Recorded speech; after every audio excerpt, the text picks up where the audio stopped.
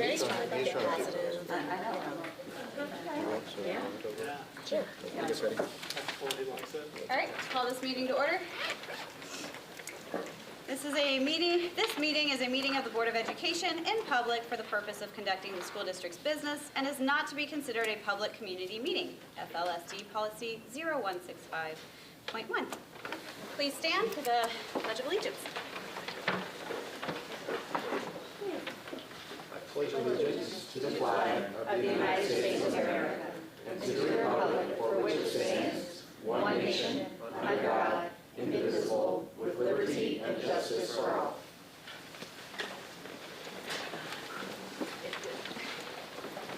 Do I have a volunteer to read our mission and vision?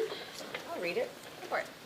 Our mission is to foster academic and social growth for each student in a safe, supportive school environment. Our vision is to be a learning community that inspires our students and staff to think critically, grow intellectually, and live with integrity. Brain freeze. Thank you. All right, item 3.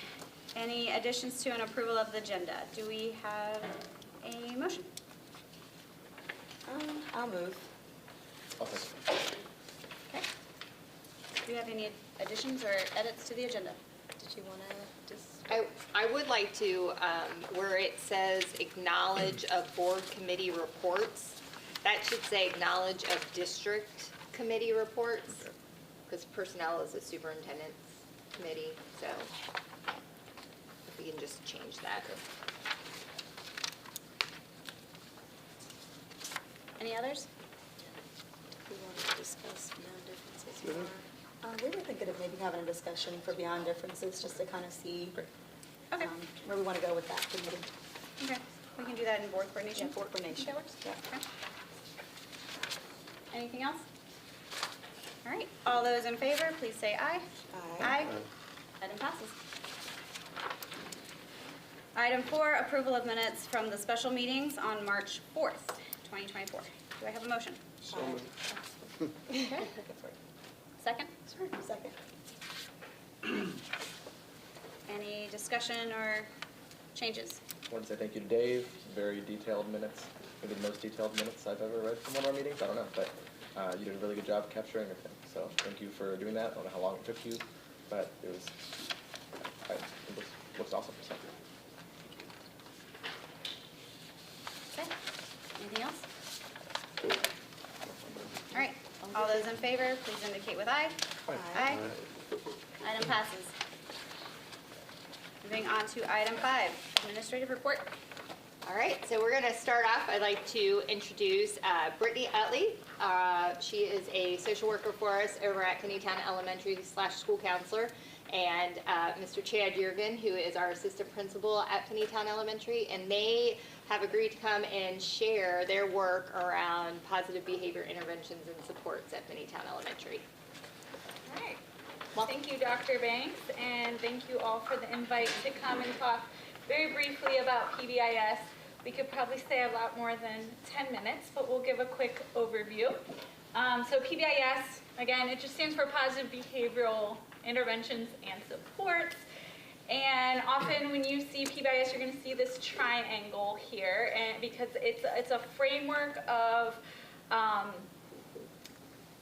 multi-tiered continuum of supports. And so the supports are at these different tiers. So at tier 1, those are supports in our building that meet the unique needs of all our students. So for example, like our family group, it's like a cross-grade, kind of similar to the house system at the high school we do every month, so that affects our entire building. Or classroom guidance would be something we do with all students at tier 1 every week. And then, so these are the things we put in place that affect everyone. And as you move up the tiers, tier 2, those are children that might need a little bit more behavioral support. So it's like 10 to 15% of kids might need small group counseling or small group reading instruction. And then as you move up the tier, then that's like your 1 to 5% kids that need even something more intensive, such as catalyst counseling and therapy services, or a check-in, check-out each day, or like a buddy teacher or something like that. That doesn't really include all the supports we have, but that just gives you an idea.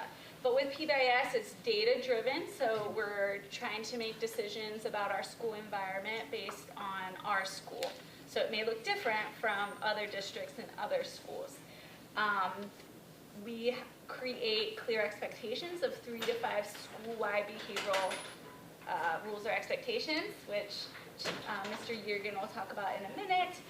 And again, then we have the direct instruction piece, and ideally you would have consistency all year long in enforcing these expectations and teaching them using interactive modeling. Thank you, Britt. So at Pennytown, we have 4 different committees that meet. The Communications Committee, which provides communication information to all staff and stakeholders about any and all PBS initiatives. The Acknowledgement and Fundraising team, they raise money and manage logistics for the school store and develop school-wide student recognition initiatives. Then we have our teaching team, which provides lessons for teaching expectations, provides staff resources, strategies, support PBS and support for PBS in the classroom. And then we have our data team, which goes over, breaks down the public school works behavioral data collection and analysis. So that's all, so documentations, referrals, positive behaviors, bus documentations. As you can see, these are our staff members that serve on each of those committees. So our school-wide expectations that we focus on are be respectful, be responsible, and be safe, and that all falls under PROW. Year 1, we had a longer acronym, and we realized how hard it was for the students to remember all of it. So we went back to the just the original school-wide expectations, which has led to the students being able to remember the expectations throughout the building much easier. Thanks, Mr. Yergin. And what we didn't include here, but just worth noting, is under each of these expectations are very specific behaviors that we look for that are positively stated that we teach in the beginning of the year for many weeks through what we call interactive modeling, which is like I show you, I do it, then some of you do it, and then we all do it together, and we're practicing it over and over again. But these are the overarching expectations. All right.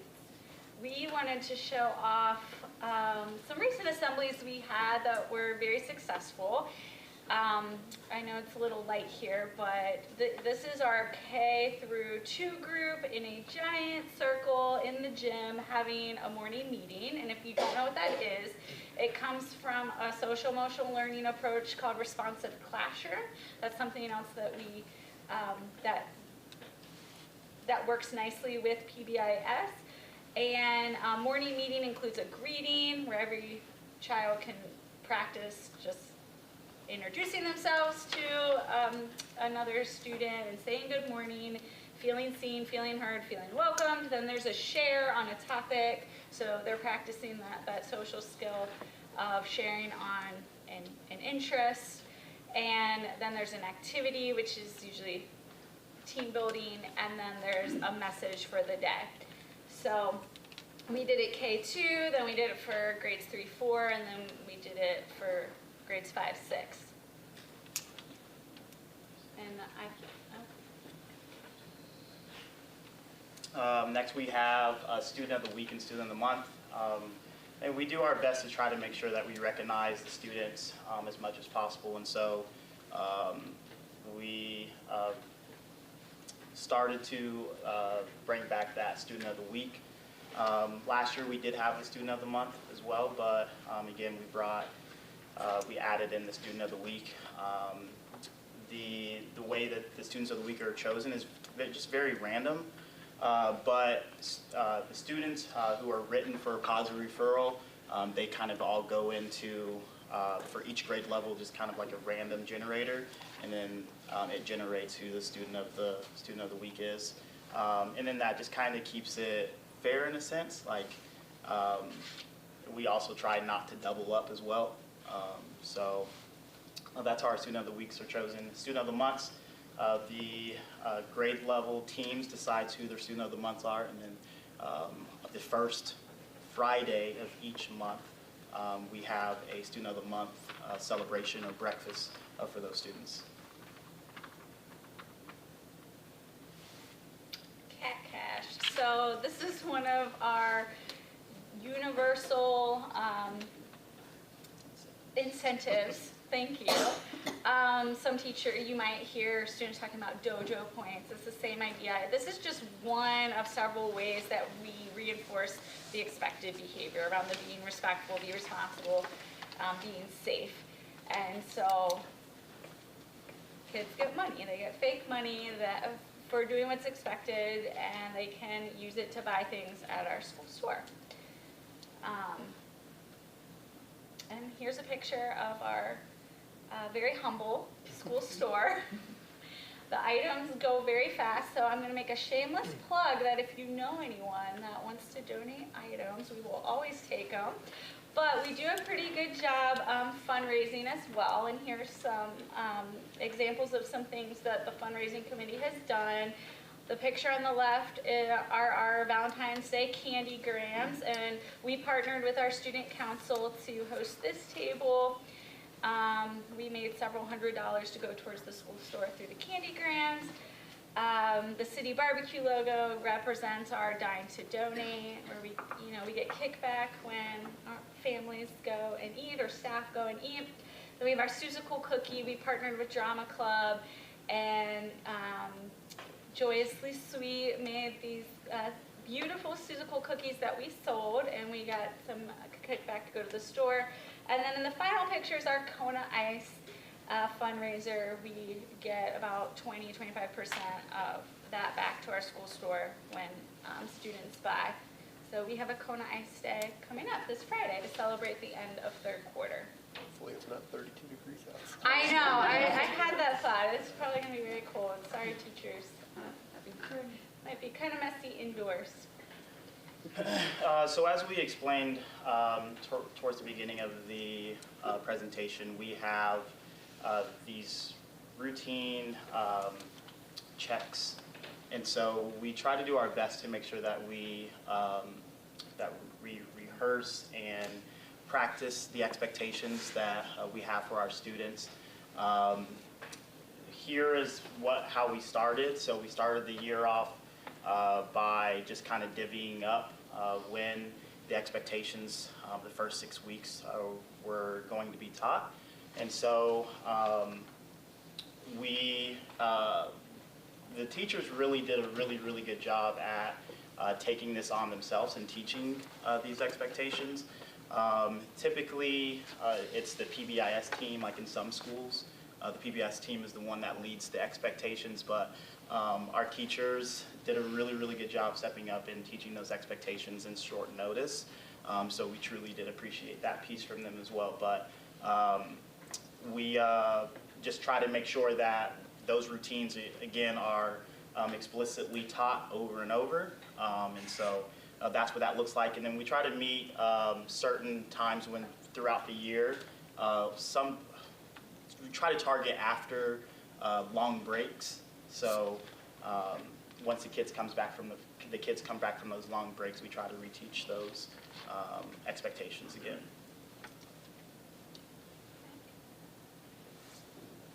The next piece is just our discipline process. We do have a discipline matrix that we try to follow as close as possible. Sometimes we just have situations where where the discipline matrix just doesn't fit. But we use this discipline matrix, which is just kind of a working document. It's something that we talk about consistently in meetings to try to make sure it fits us as a building, as a school, and it fits our students. And so, again, it's going to continue to be a working document to, again, try to fit who we are and what we do and how we work with our students.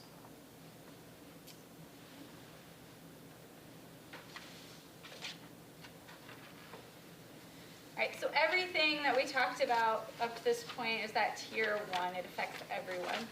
And when we move up the tiers, the tier 2 and 3, again, that's a little bit more specialized supports for students who we notice are demonstrating like a pattern of behavioral concerns or even academic concerns. And so our team isn't really over this a ton, but we definitely support this work, but these are just the supports at this level. So we have a student support team, and anyone can refer to that team, and it's really just a brainstorming team. We sit down with parents and students sometimes if they're older and it's appropriate, obviously the teacher, anyone that works with a child. Counselors and psychs are always there just to help brainstorm interventions. And then if an IBS is involved or a reading tutor, just whoever needs to be at the table to support the child. And we brainstorm interventions that we try for ideally like 6 weeks. And then we come back and have a follow-up, and we just kind of monitor that progress over time to hopefully, help the student grow. We also have counseling available, and in every grade level, and counselors go into the classrooms and do social emotional learning each week and do small group counseling and then one-on-one short-term counseling as needed. And then if the needs are a bit more significant and intensive, then we can refer to our mental health partner, Catalyst.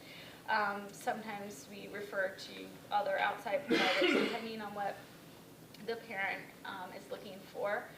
And then just the other little note here, this comes from our staff training too on PBIS, just around safety, that we are all vigilant in ensuring that children are safe at school. And so if we notice any red flags, then we have a process for that, whether it's abuse or neglect or a risk of harm to self or others. We have assessment tools that we use, and we collaborate with outside agencies such as Job and Family Services. And that is our presentation. Again, for PBIS, our co-facilitators is myself and Ms. Utley. Our kindergarten representative is Angie Krusinger. First grade is Liz Gutierrez. Meredith Cottrell. For third grade is Lauren Woodward. Fourth grade is Doug Durr. Fifth grade is Matt George. And sixth grade is Taya McIntosh. The specials representative is Ryan Richmond. And our student services is Whitney Walker, Nancy Rouse, and Marina Dieters. Thank you. Thank you. Can I ask just a couple of really quick questions? 30,000-foot level. No. You said it was data-driven. So what kind of data are you collecting, and what's it driving, and who is driving the change that comes from the data that you're seeing? Is it a district thing? Is it a building thing? Is it? Fortunately for us, it's a system that's already built in, district-wise. Public School Works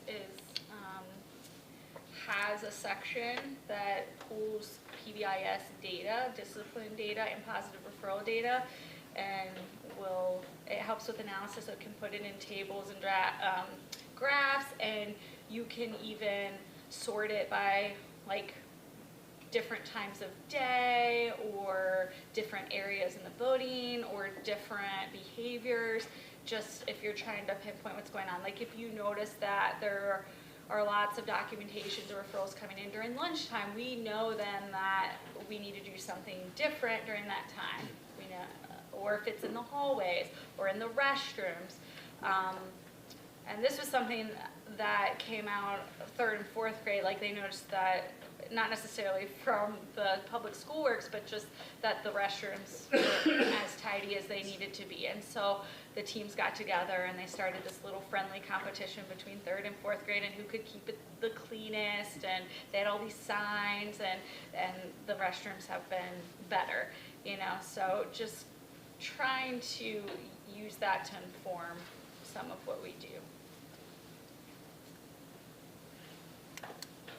How long have we been doing PBIS? That's a great question. So it's gone through many phases because, so I've been with the district for 8 years. And when I started at Whitaker 8 years ago, they were in like year 2 or 3, like kind of in the beginning. And then we had made our way to, that 5-year mark, which anytime you start PBIS, it takes like 3 to 5 years at least, right, to roll some things out. But then, of course, and then Brent had their own system based on their needs, and then we joined together. So it's been a little bit of a process as we're in year 2. So we had to kind of like go back and start from scratch and develop a team and meet in the summer and try to create a lot of these docs for the new building. So the long answer to your question is we are in year 2 of that lengthy process. Have you been tracking how well our kids are handling with this new process? Does that make sense? I wouldn't say like through data necessarily, but we involve students in a lot of what we do, like a lot of our supports and a lot of our interventions, like any event that's going on. We collaborate with student council in particular quite a bit and some of the older kids.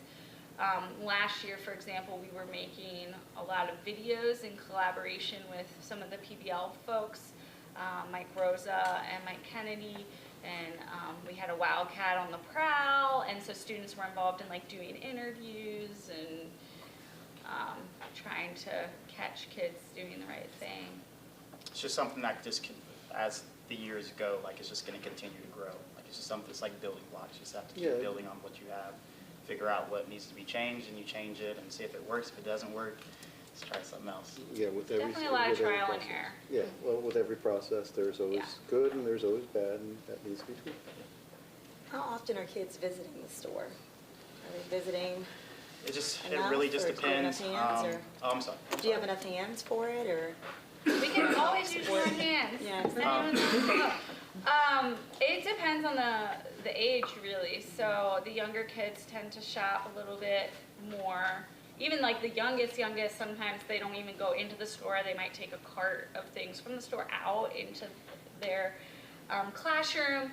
But weekly for the regulars, the older kids, not as much. Yeah. So it kind of just depends. For the different tiers of like behaviors with the appropriate response, is that cumulative? So like if a student's running every single day, does that eventually end up in a different place? How does that work? Yeah, ideally, data's tricky sometimes, right? But it's progressive. So like at the tier 1, it's like, okay, if this is happening 3 times, it might move to the next one. But with anything, the goal is, or anything with discipline is just like teaching what's expected, and when not doing what's expected, revisiting it, and what are the consequences, what are kind of some of the natural consequences go with that. We talk about logical consequences too, that are related and respectful, and there's a third R. Yeah. Thank you very much. Yeah. Thank you, guys. Thank you. Okay. Thank you.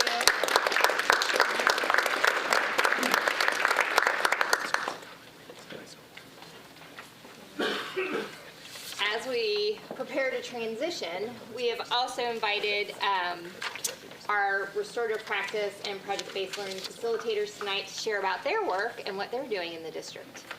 With that, I will invite Tammy Dietz and Mike Kennedy up. Thanks, Lori. Thank you. Yeah, thanks for having us.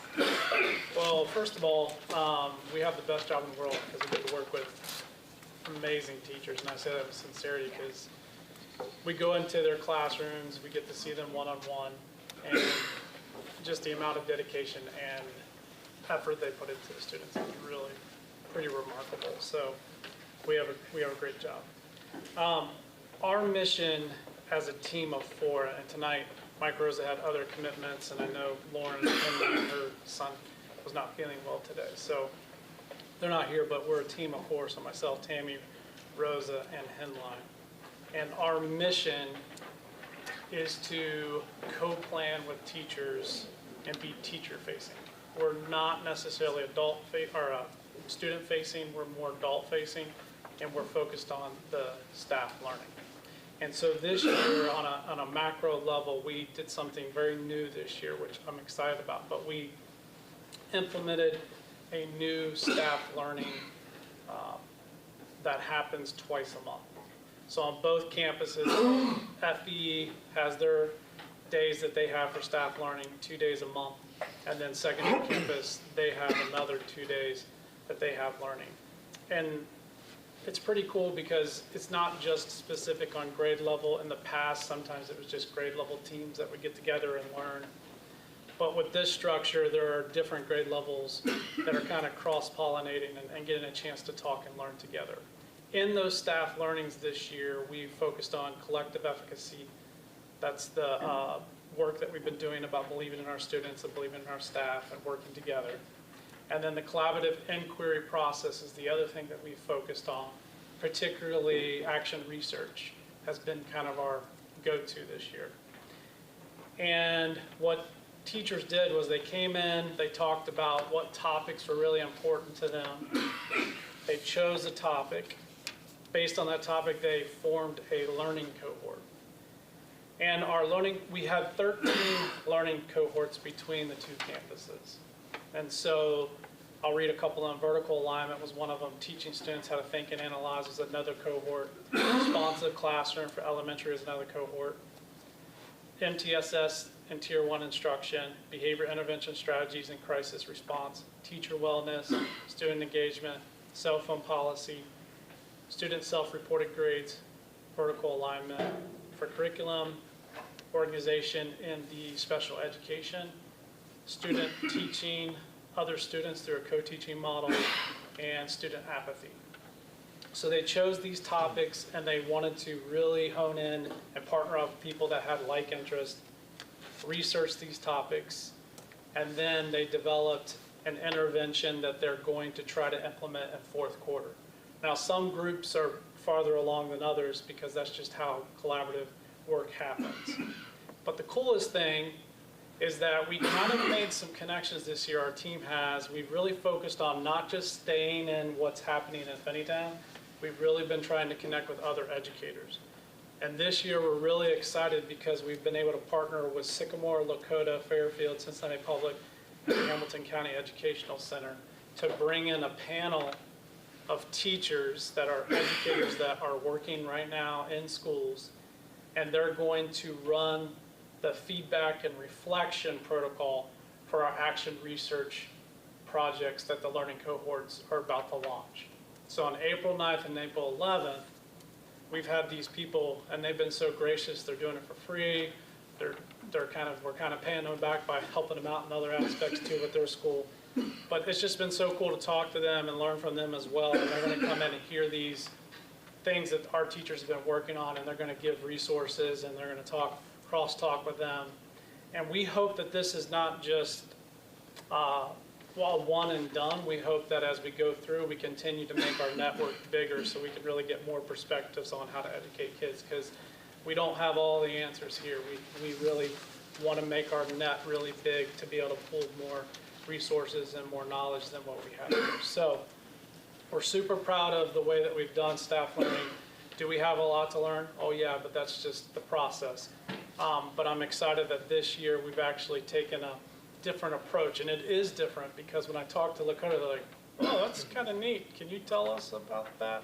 And Sycamore's the same way, and Fairfield's like, maybe we should try that. So, and it's different than one and dones. A lot of times districts have a PD day, and then it doesn't really get talked about for the next 3 to 4 months.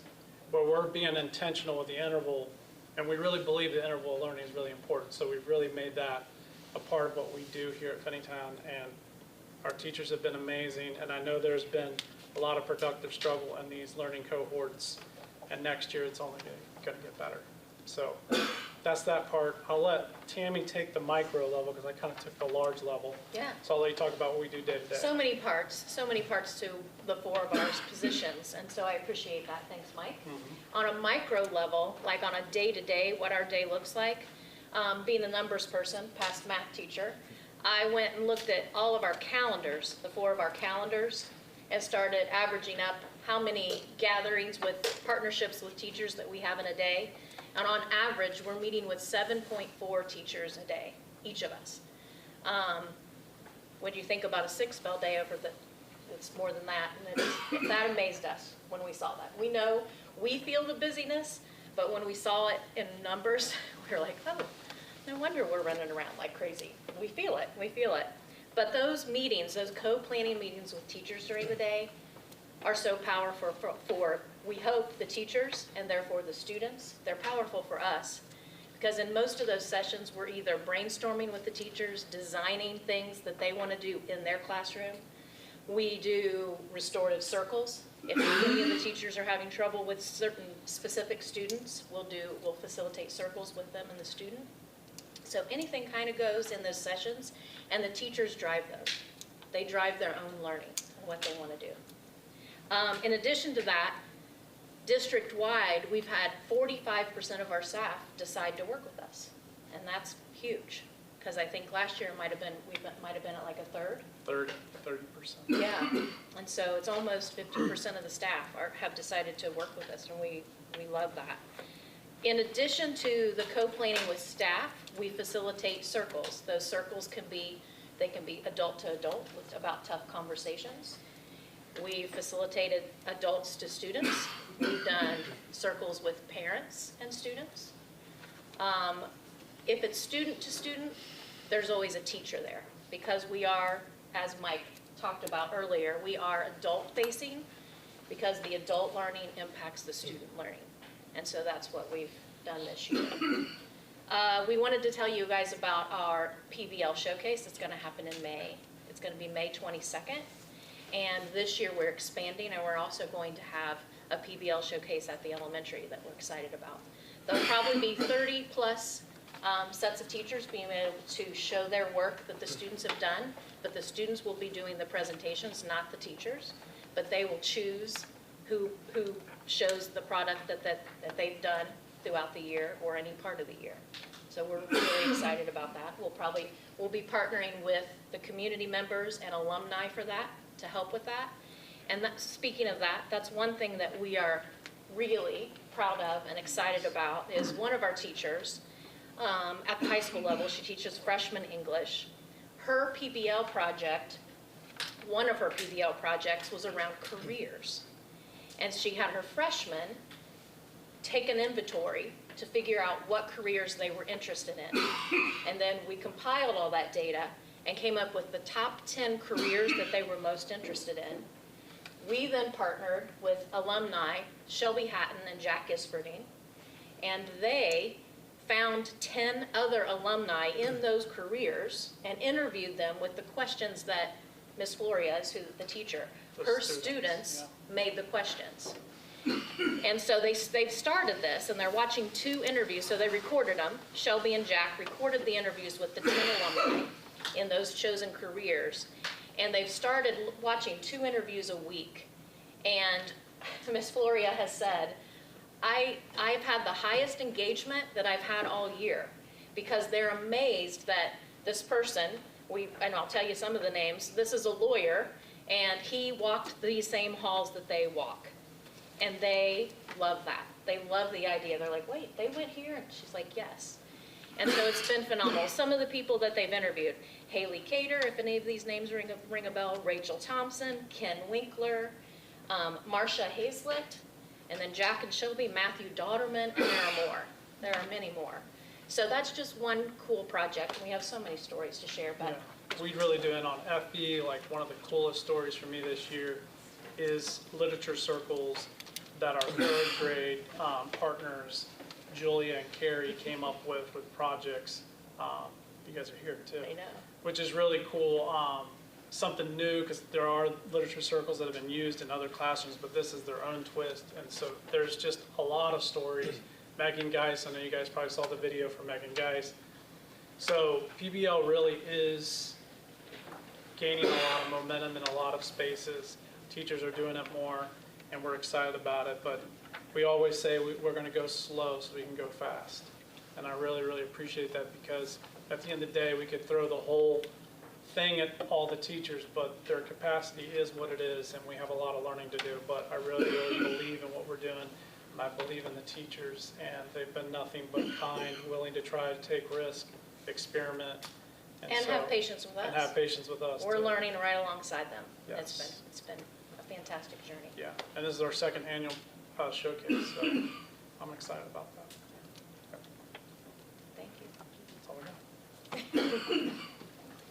I know it said, you mentioned that half the teachers are participating. How can we get the entire staff to be on board with this? How can we get it to work if we're not all doing it? That's a great question. Right. So for staff learning, everybody's participating. Okay. For our partnerships, we have 4 of us, so if we increased our capacity more, we'd probably have to hire more of us. But right now, staff learning is the encompassing catch-all. And the 50% is more intentional partnerships that maybe need a little bit more of that initiative to learn and do something really special. We are very intentional going, okay, who have we not partnered with last year that we could partner with this year? We're looking at that lens too. We don't just partner with the same teachers. And we also go, who's new staff that we really need to support starting here, but also we're not leaving behind our staff that's been here for a long time. So a lot of it is intentional, as far as like these folks have requested us because we get requests. But also if we see someone who really needs the help, we're jumping in. And there are new partnerships that are formed. Like we just got 2 new partnerships literally in the last 2 weeks, and school's not done. So the 100% is that staff learning. That's our initiative, get everybody involved. But the 50%, if we get any more partnerships, I don't know what we would do at this point. We would try to figure it out. And we have the coordinators as well, which we're starting to use them in our capacity too. But that's a good question.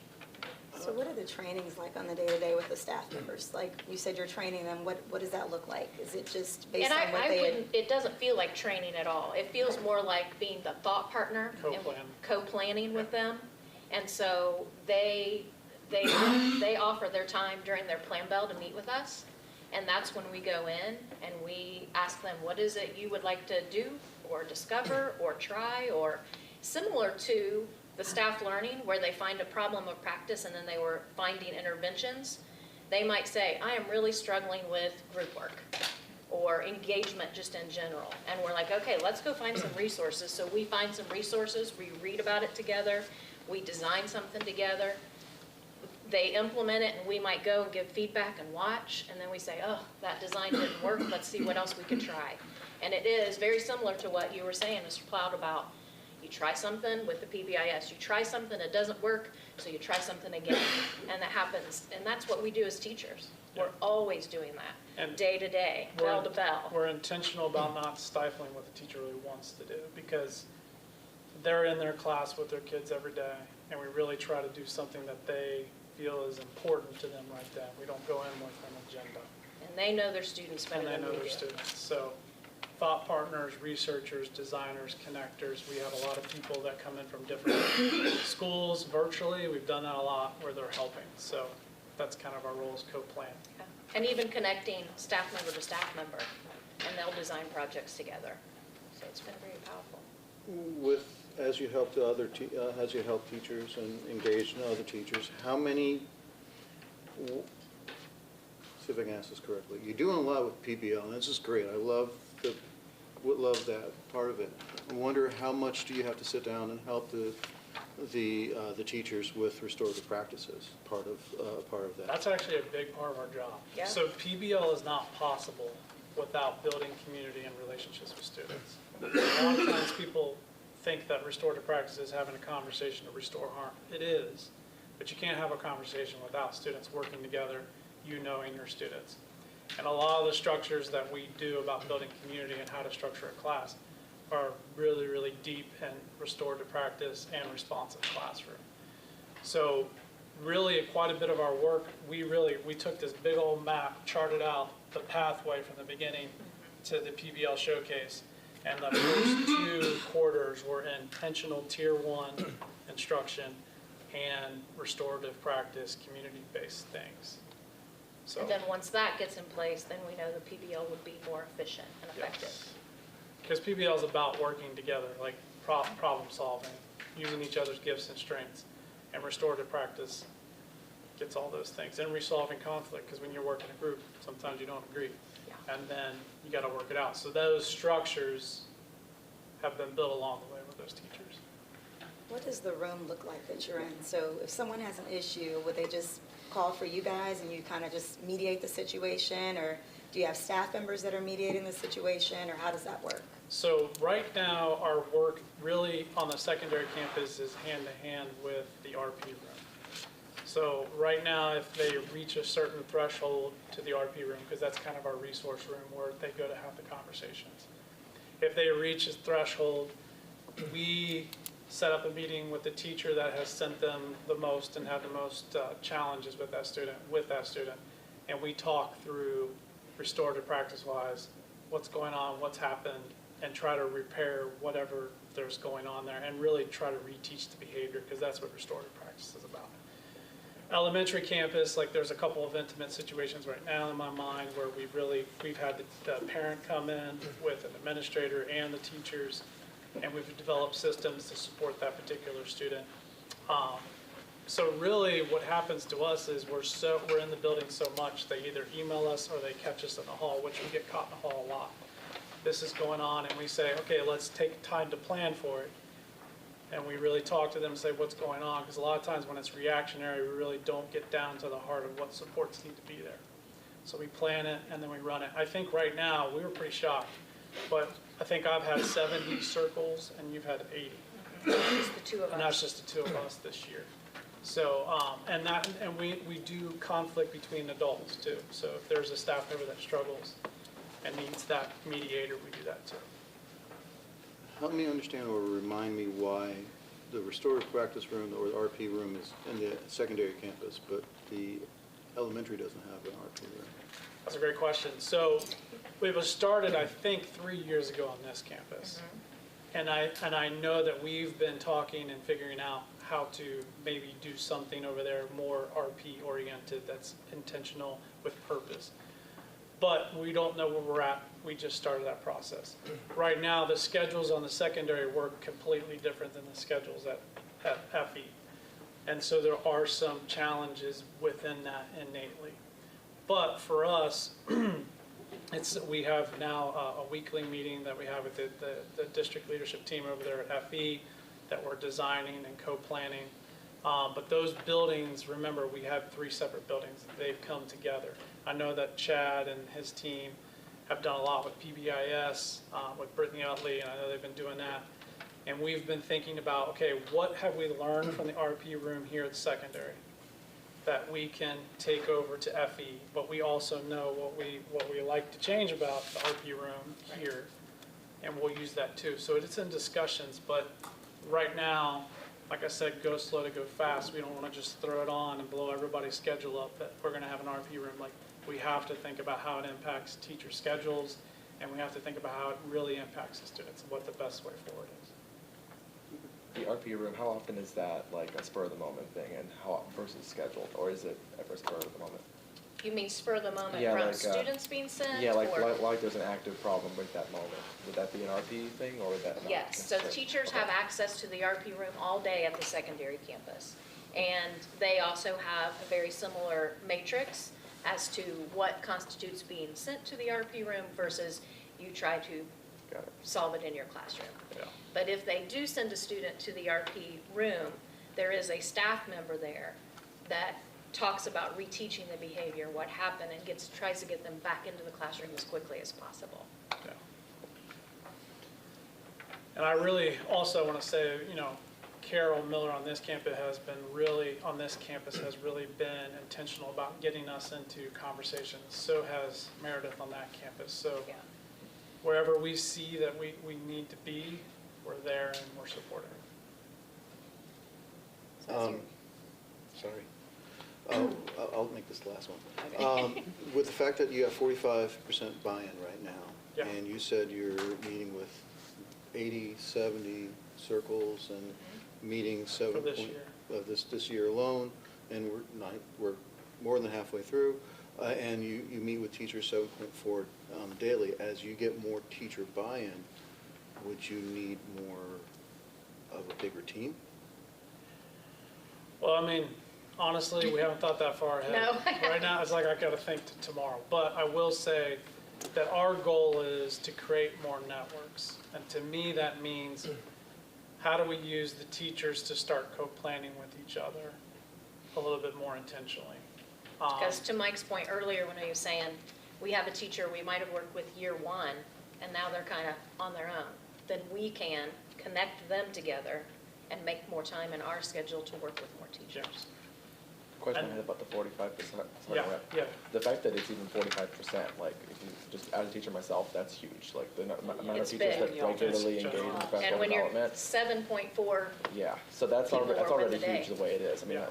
we obviously would want it to be a lot higher, but even if it's not required and it's 45%, then Yeah. my question for you guys was how do you even get to 45%? Authentic invitation personal and invitations. choice.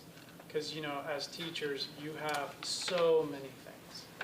And there might be one year that you have the capacity to work with somebody because it's, you got your subject down, you can really, and some years you're overwhelmed, you're just trying to survive. So I think that's the key to it is, but we're not forcing something down your throat. Like, literally, we'll do what you want to do. A lot of districts go, we're doing this right now, and you're going to do it this way, and if you don't do it this way, then your evaluation's done.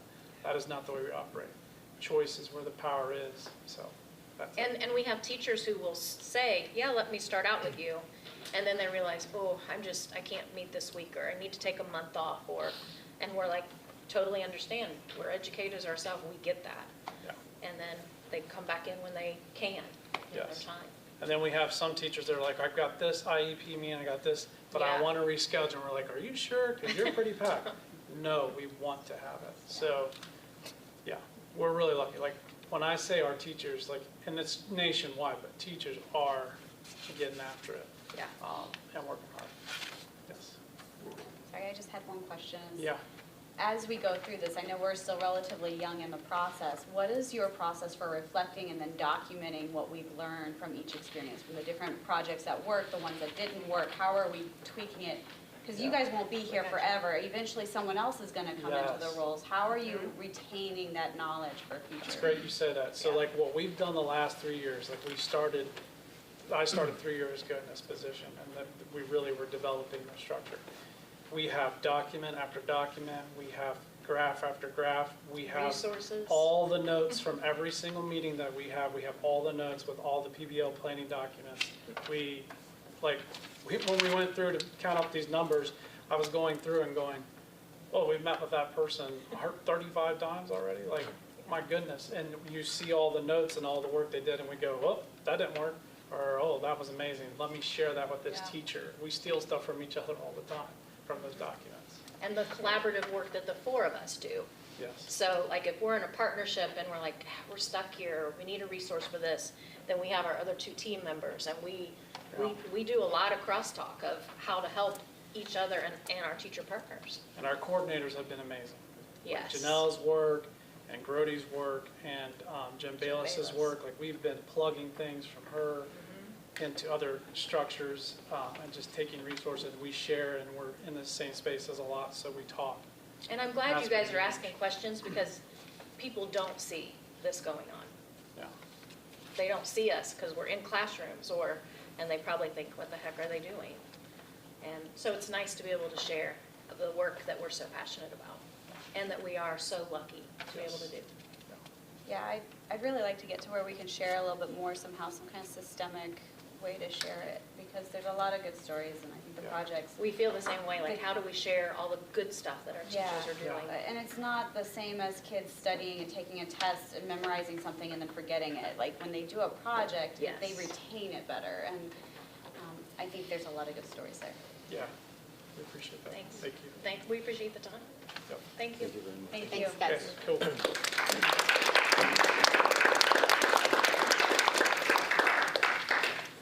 All right, before we get into the facilities, I'm going to just share some of my highlights, and then Grant and I will give an update on the facilities.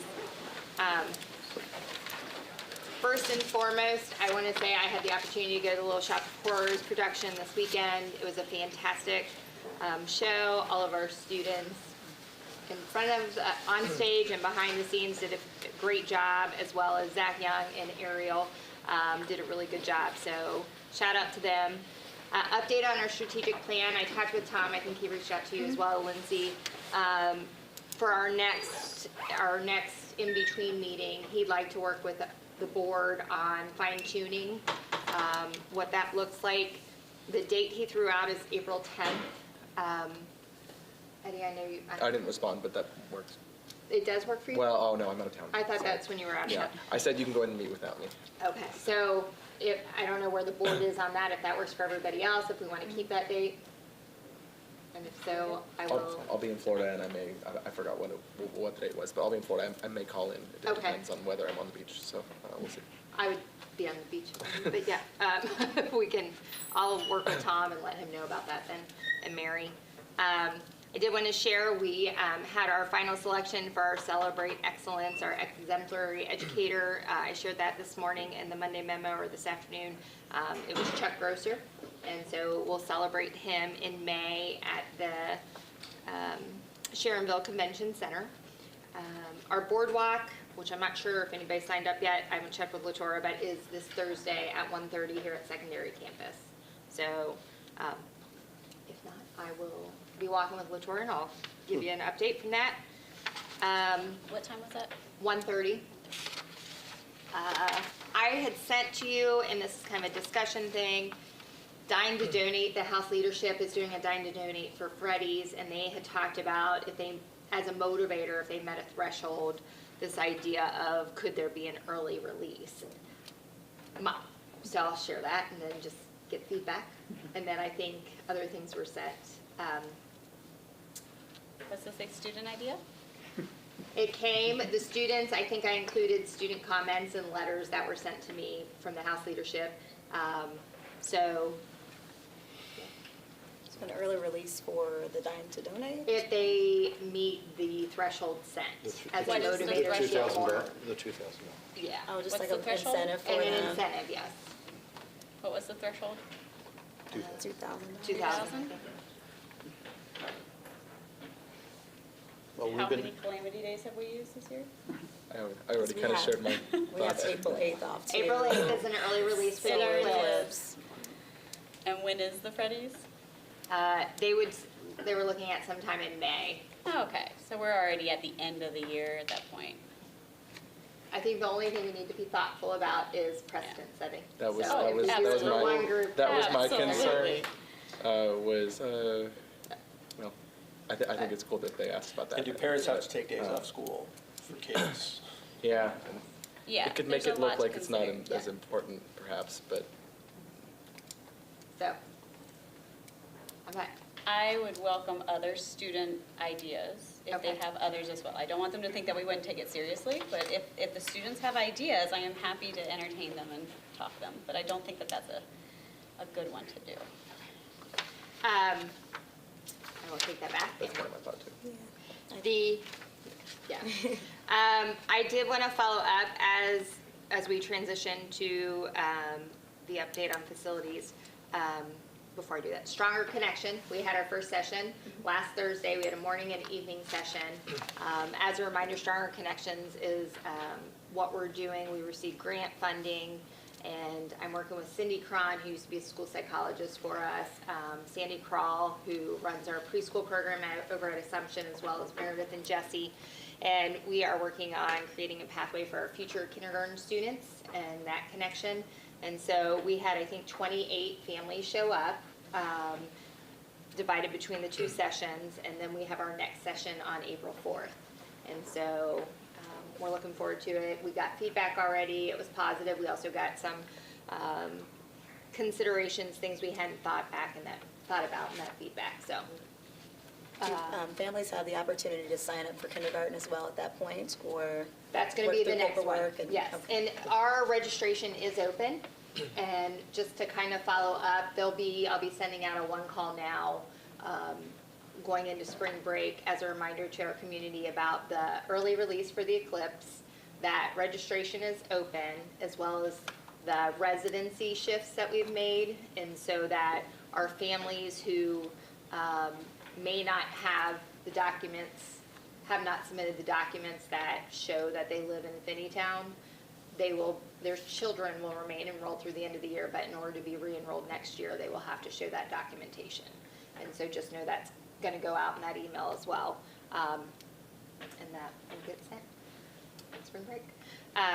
And the last piece, which transitions, our move to Brent. So we have started packing. We will be moving to Brent on Monday.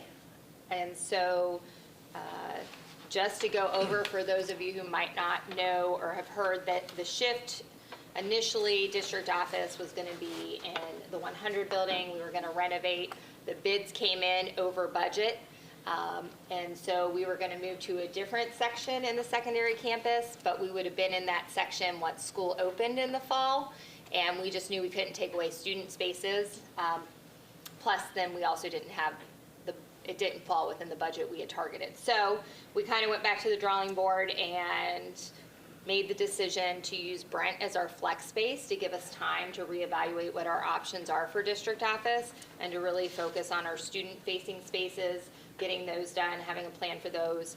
And so as of Monday, next week will be transition week, but when we return from spring break, district office will now be at Brent Elementary.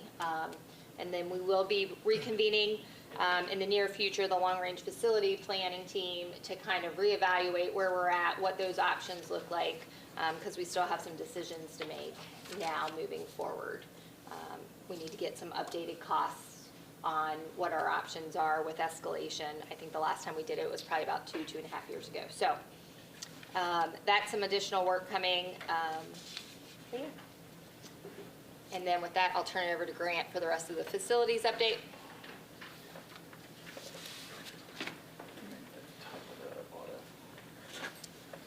I don't know, whatever you want. Hi, guys. How's it going? All right, so I do have a handout. So my update is really around zoning. And so we're going to be going to the zoning board, Springfield Township Zoning Board, very soon. And so this is kind of step one, is to share that with you guys. Lindsay has a form that she'll fill out at the end that we will turn over to the township. And then I will just kind of talk briefly about the plan. For everybody else that's here, those are sitting out on the tables, and you're welcome to look at those. So I'll use this as my, example. So a couple things on this I'll just talk through real quick. So this kind of gives an overview of the campus.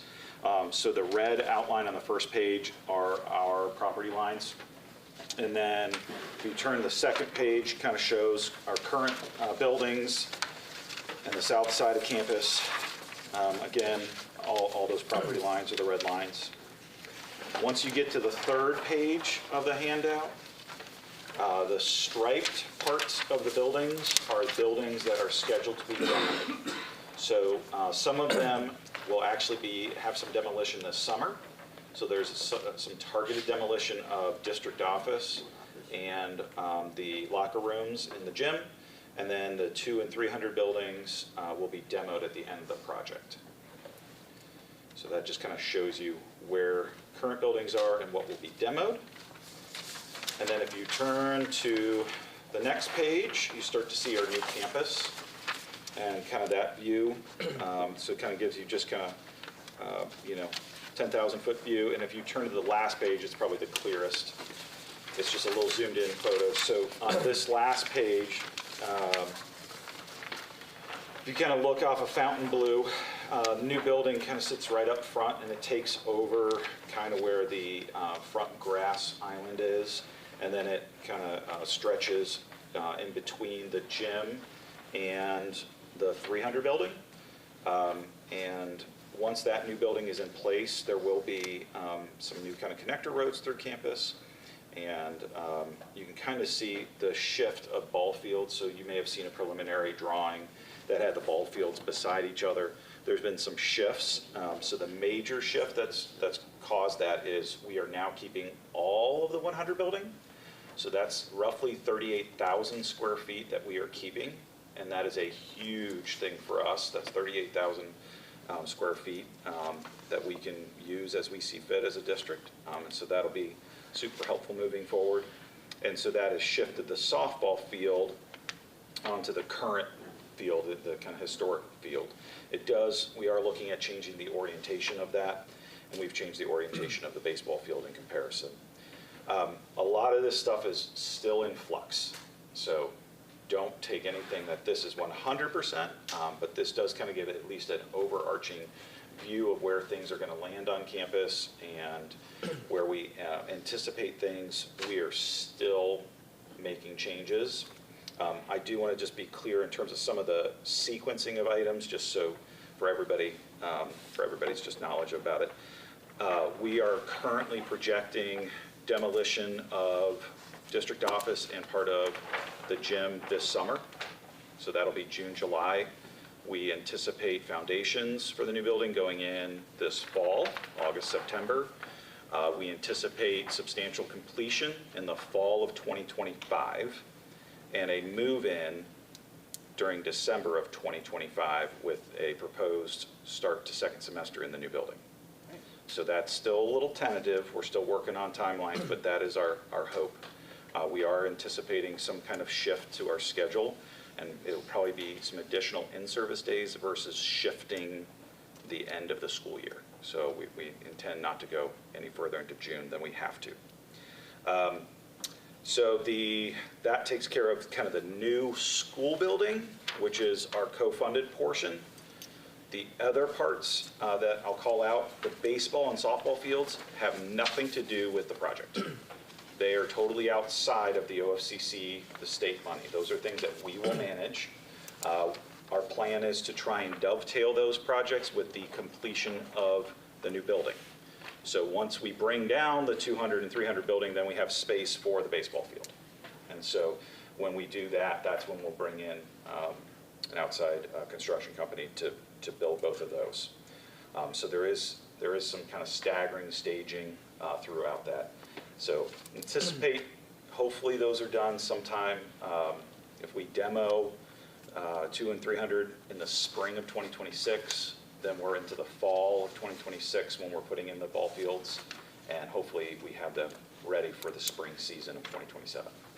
So ideally, but still tentative at this point because those are not projects we have designed. Those are not projects, so like even when you look at the ball fields, like they're where the dugouts, all those things, that's all make-believe until we hire a company to actually design those and for us to get through that process. So now, kind of shared all that. This goes to the zoning committee. So kind of the process to build something new in the township, we have to take this before the Springfield Township Zoning Board. We have to notify all of our neighbors that live within 200 feet of our property, and so that will be going out. That'll be something that we cover as a district, we have to pay for. That'll go out to every neighbor within 200 feet of our property 10 days prior to the zoning hearing. There'll be a zoning hearing that'll be public, that'll be hosted by the township, and people can attend. It'll be an open meeting where you get to hear, and if you have something to say, people can say things. And then it's a quasi-judicial board. So basically they make a decision and then there's 30 days before it's actually decided formally. So they'll make a decision, but then we need to wait 30 days before taking action. So that is kind of the process. We do hope to get this in before their next meeting. in March, and then we'll be able to move forward with our project. So that's kind of the update there, as well as kind of share a little bit about where we are on the design work, on kind of the overarching site work. The only other thing I'll say that we're working really hard behind the scenes, not only just shifting district office over to Brent, but really working hard in the design development for our new OFCC building. So it's just going into even greater detail of exactly what is going where and how that is all going to work. And so we are actively working on all that. We have a pretty good utility plan now. I will say that is shaped up. So that is a big part of the summer work. So this summer, that is, besides bringing down those buildings, the other biggest thing we're going to be doing is refeeding the secondary campus with electric, with gas, with water, sewage lines, whole deal. And it is a lot. So there's a lot that's gone into that. We're still doing some investigation on water. So there will be a day next week, which it'll go out to our community. We're going to shut down our campus on next Thursday, the 29th. Just the morning, we're going to shut down water on campus. We want to confirm we know where our water is actually going on our campus. So lots of, it's one thing to look on paper, it's another thing to shut it off and then see where it's still running. So there is some confusion on the drawings.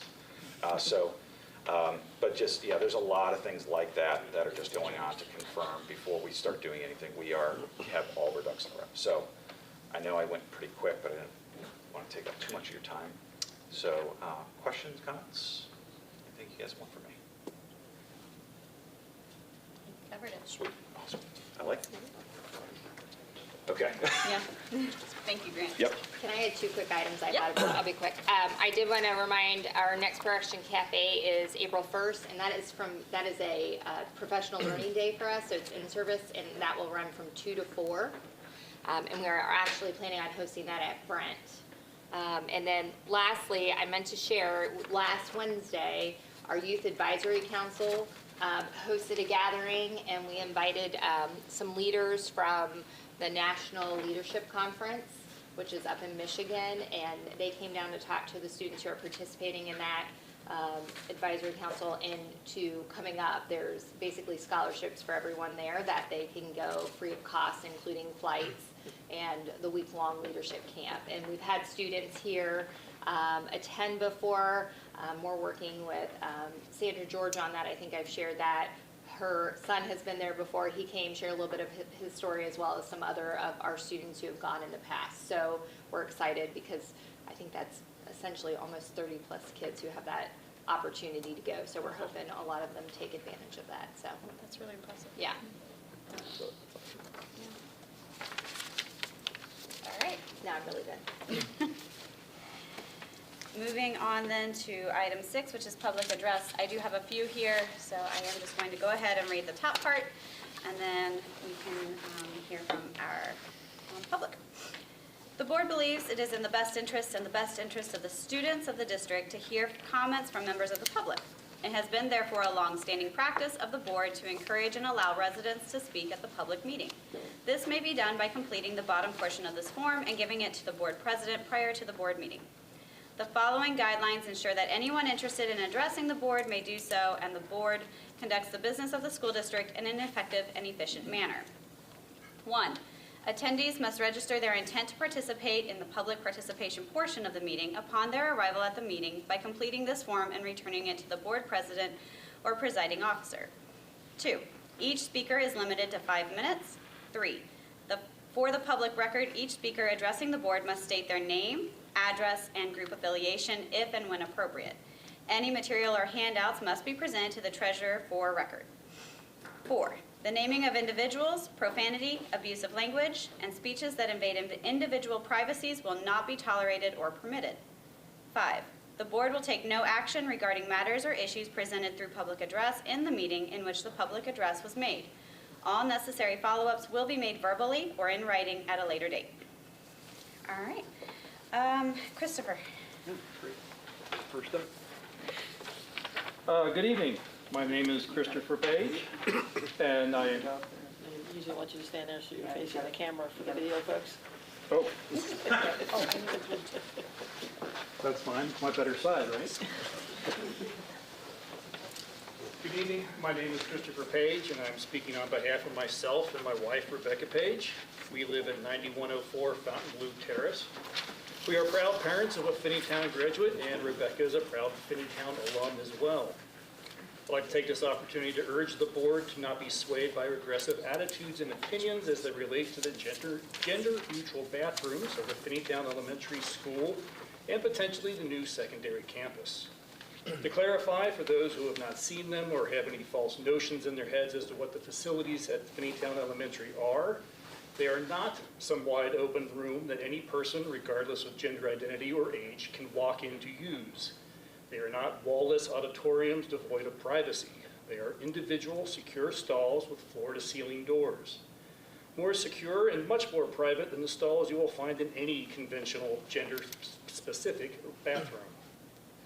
If you've ever attended an outdoor sporting event or concert, or have seen or used the long line of gender-neutral portalettes, you have an idea of what I'm talking about, though I hope cleaner and more hygienic.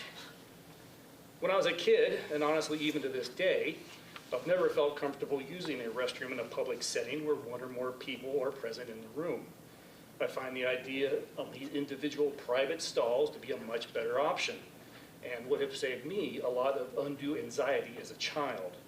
Imagine my horror in attending a Cincinnati Reds game at the old Riverfront Coliseum and discovering that the facilities for men were nothing more than troughs against the wall.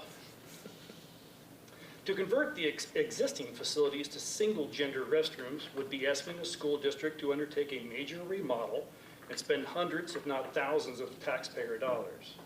The only other alternative would be to label each door for its attendant gender.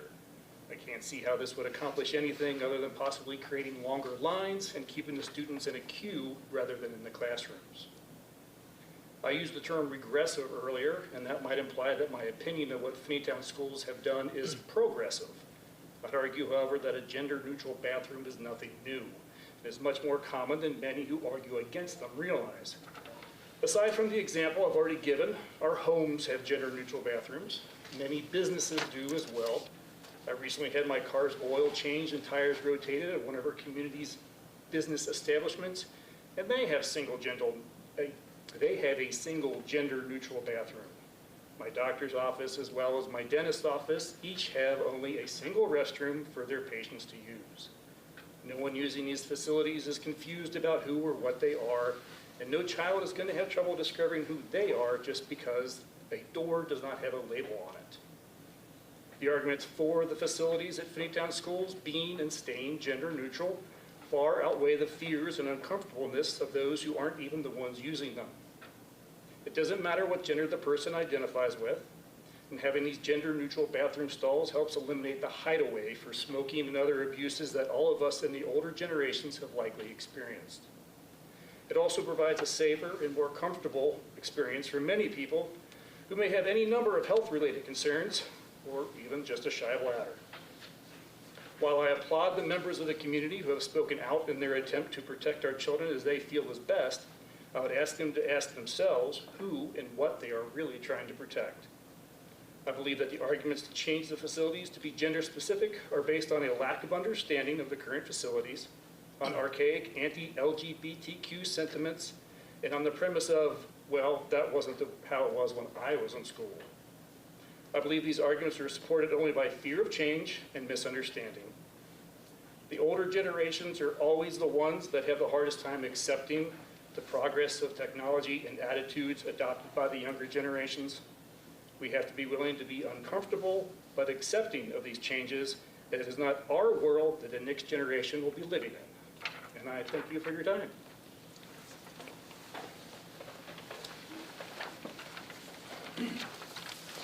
Okay. And Tammy.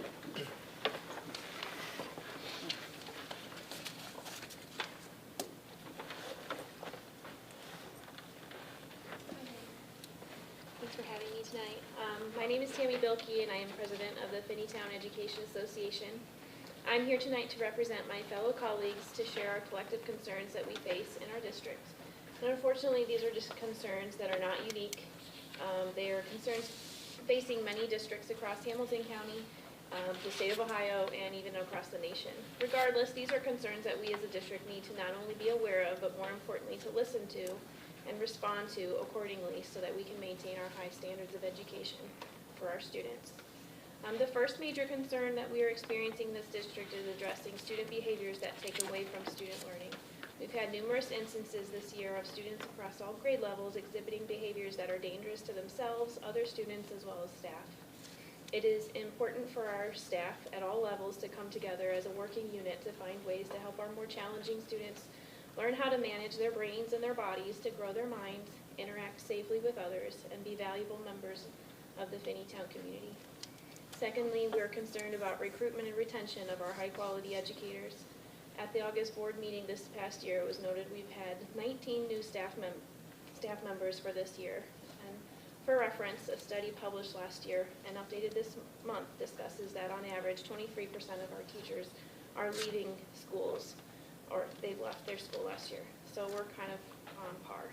Additionally, the number of people going into education is declining, and according to a study published in EdWeek, Ohio has seen a 55% drop in teacher prep program enrollments in the last decade. With fewer and fewer educators entering the field, Finneytown's ability to retain new staff is critical. These concerns can't be addressed in one night and fixed in one night, but I look forward to working with my colleagues and administrators to alleviate some of the stressors that are taking away from the very important work we do on a daily basis. Thank you for your time. Appreciate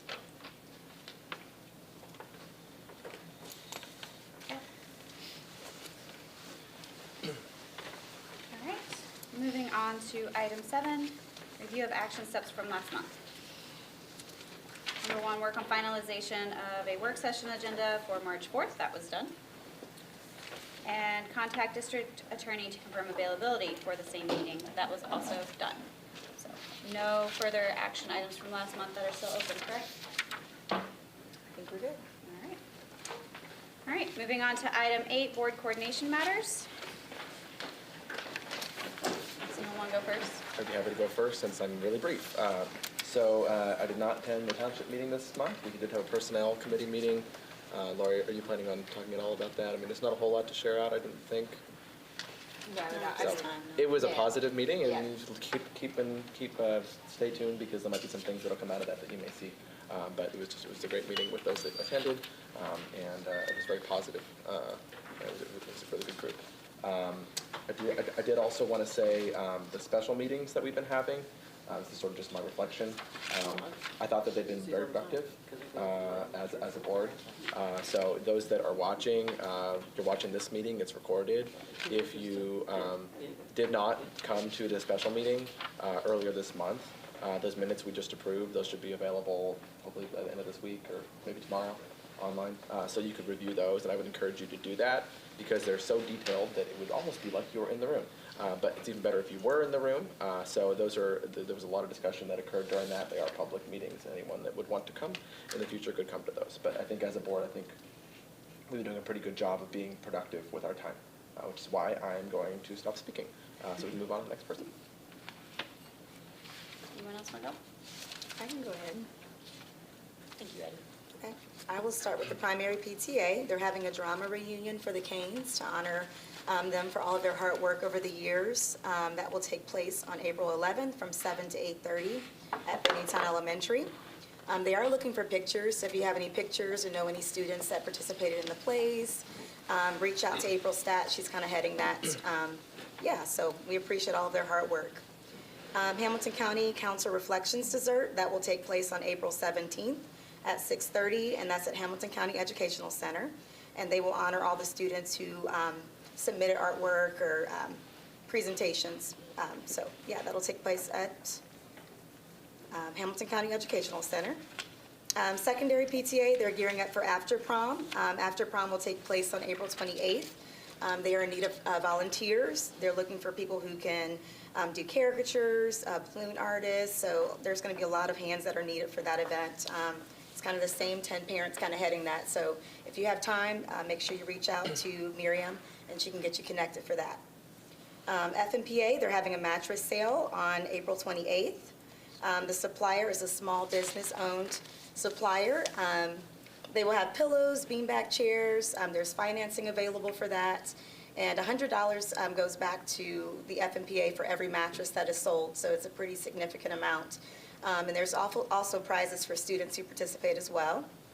FMPA, they're having their, I believe, third annual golf outing, which is coming up on May 18th. It's a lot of fun. I attended last year. You don't have to be a golfer. I'm a terrible golfer. It was my first time doing it. It's a lot of fun. It's $100, and it includes 18 holes, your golf cart, your dinner, 2 drink tickets with a pot, raffle basket, silent auctions. It's a really good time and way to be involved with the district. Student achievement, the OSBA Black Caucus Leo Lucas Scholarship is now open for our culturally diverse students, high school seniors. The deadline for that is April 7th, so please try to encourage your seniors to take advantage of that. You were going to touch on Beyond Differences. And just wanted to make a shout out for all the people who facilitated the Wax Museum, the boardwalk. That was exceptional, all of the different artwork. It was beautiful to see. The students were so proud, and they felt like they belonged, and it was just awesome to see everybody engage and come out, no matter what ethnicity, your background, and it was just very powerful. So I just appreciate all the staff for putting the hard work in for that and making our students feel welcome. So, yeah. Can I have one thing to the Yeah. dessert for the Yeah. PTA? The teacher who is going to be celebrated from Finneytown at that dessert is Kate Pitchford. And so just a shout out to Kate, and we'll be able to celebrate her on that night. So, all right, yeah. Okay, as Jaleesa alluded to, the Beyond Differences, we are, working on what direction that we want to go to with with our next activities and events with Beyond Differences. So please, if you have an opportunity, April 9th is our next meeting. With the Finneytown Alumni Network or the Finneytown Schools Educational Foundation, which is one and the same. They are happy to announce that Mike Steele has come and is willing to help out on a part-time basis to, Sorry. that's all right. Mike Steele's helping coordinate some alumni events and help facilitate some fundraisers and everything else from there. I also like to add that with everything that the FAA and the boosters are doing, Coach Gerald Warmack, or Mr. Warmack, is able to get, trying to get youth football back to Finneytown with the Crusaders. So if you walk around the elementary school, you should hopefully see some signs that say the Crusaders, and that is youth tackle football for ages 4 to 12. Early registration ends on May 15th, and they will hopefully will have their first games in mid-August. So please get your kids participating in football. And that's it. Thank you. For myself, none of my committees have met. Policy, we haven't done anything. Long-range facilities hopefully will come up. And this month I will be meeting with the boosters, which have not met yet this month. So pretty quiet on my front. The biggest thing is that Lori and I have continued to meet every Monday. I have a few ideas for other things for us to talk. So, but those are going well. Easy enough. My committees didn't meet either, given that they're OSBA ones and that kind of thing. So nothing to update for me, just other than the special meetings and the working session. I like the flow of the, I think it's helpful. Yeah. So, Okay. Jaleesa, is that everything you want for Beyond Differences or anything I else? just kind of wanted to know what the direction of the board, what we were wanting. We didn't give them a whole lot of direction for the committee. I think we're just kind of struggling as to what we're looking to get out of it. We don't want to just have like meetings to be redundant. We just want to figure out a way that we can partner with, our superintendent and, just our community as well. So just, if you guys have any feedback, or it doesn't have to be tonight, you can email it to us or Scott or. Yeah. I think the general idea at first was to just get a feel for where the community is seeing concerns, and community as a whole. I think we are starting to hear quite a bit from our teaching staff and looking for support around behavior. So that may be a really excellent way to bring in some of the community engagement and get some of that diversity and equity and the different opinions, and see what other ideas can be brought in, what diversity of thought do we need to start maybe looking to see how they can have some additional help outside of the classroom, not necessarily in the schools, but maybe that is Maybe a of thought. having like speakers come to help, just thinking a little bit further. did we want to have speakers come in and kind of, have like a different topic of the month where we can focus on, restorative practices, or we can focus on behavior? Were we looking toward that direction, or? Well, and I think the question is then, are you looking for guidance for them to present to us? Or? Yeah, just more of a resource for us, yeah. Okay, I was thinking of more of them forming and trying to find ways to help with the community and not necessarily be presenting to us, but more of how can, or unless they need support from us, what do they need from us, but Well, I it's was a way thinking for like us to hiring, reach like out. partnering with, different town, just not a township, but just like different, I'm trying to think of what I'm trying to say.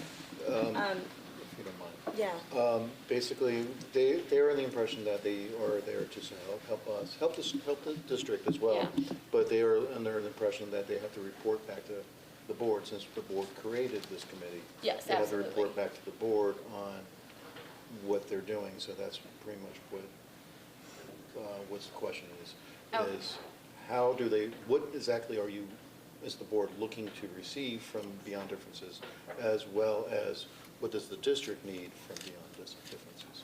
Why don't we put this on the agenda for April 10th and maybe bring Seth and Kelly in as well so we can get their input and we can have more discussion on what we're thinking and where we want to go. that sounds good, yeah. I have one thing I do want to share. One of the concerns that I think we discussed as a board when we created the committee was that we have, I think it's 8 to 10% of our student body is like part of our Nepali community. I'm not sure if that's the correct percentage. It's a little lower. It's a little lower.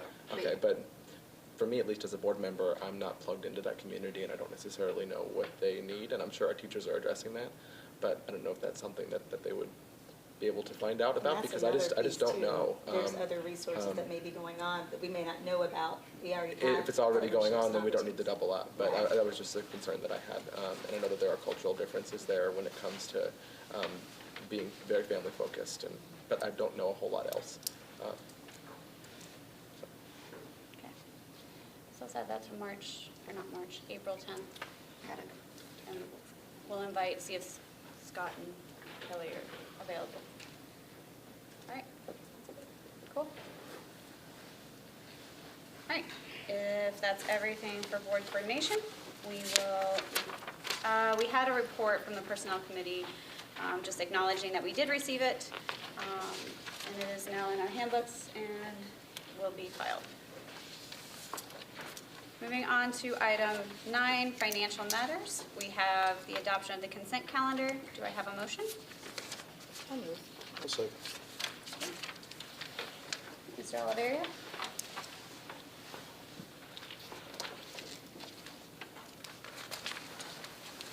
Okay, excuse me, the first item, the monthly financial report. In our general fund, as of the end of February, we had total revenue for the month of February of $5,819,708. Fiscal year-to-date revenue in the general fund, $16,830,538.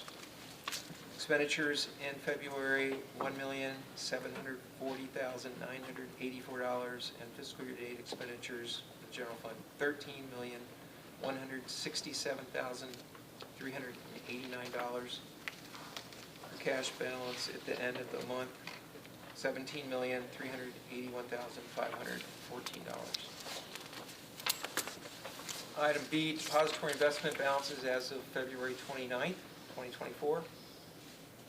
U.S. Bank, $412,166. U.S. Bank Construction Fund, $3,680,155. Star Ohio main operating account, $25,715,065. Star Ohio Construction Fund number 2, $3,233,650. Star Ohio Construction Fund number 1, $1,169,892. And our Star Ohio state share, $1,325,739. Item C is our interest to earn on depository and investment accounts. For February, general fund interest income was $100,434.26, and in our construction funds, $19,161.55. Item D is our monthly bond project spending and commitment report.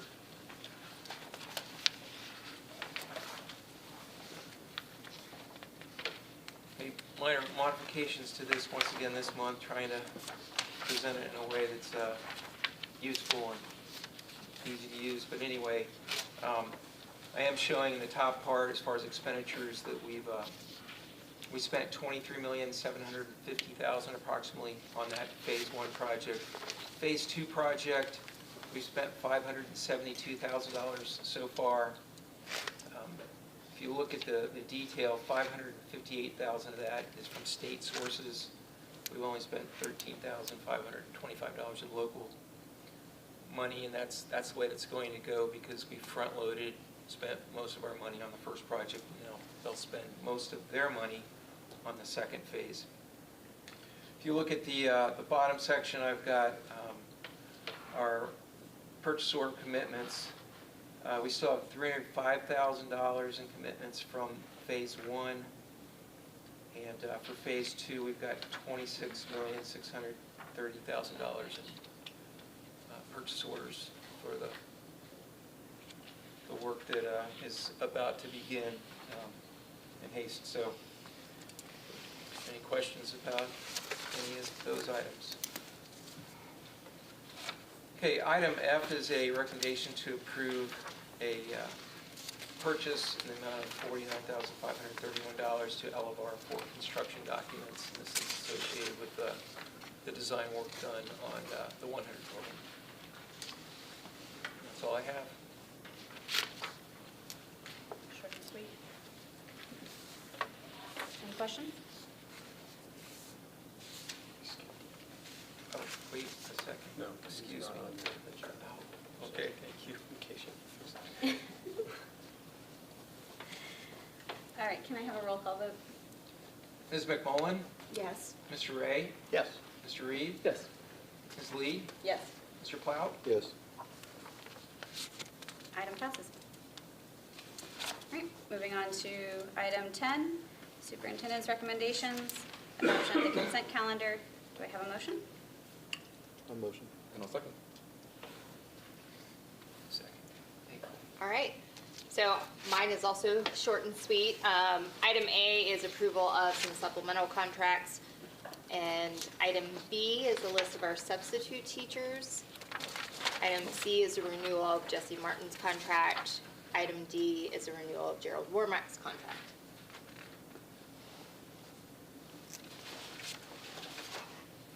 So these are new, like, a new contract? Yeah. Okay.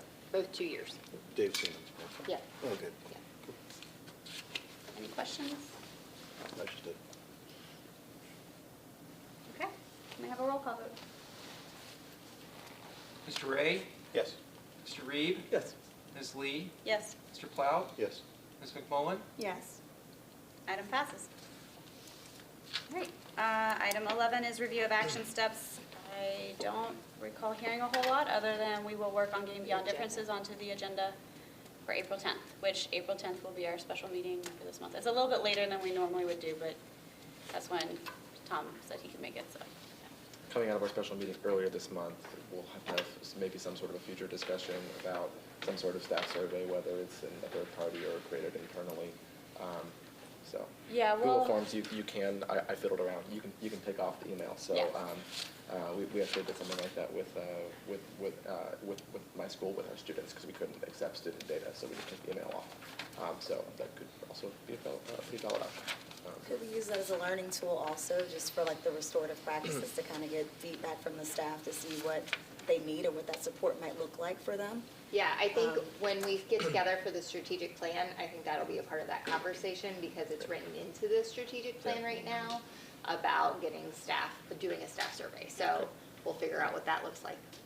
Yeah, so Laurie and I had talked about a few different surveys actually, but we want to see where the strategic plan goes because I think the surveys will line up with those. So on that April 10th meeting, we will probably be talking surveys quite a bit there So too. that could include the exit survey for students as well? Yeah.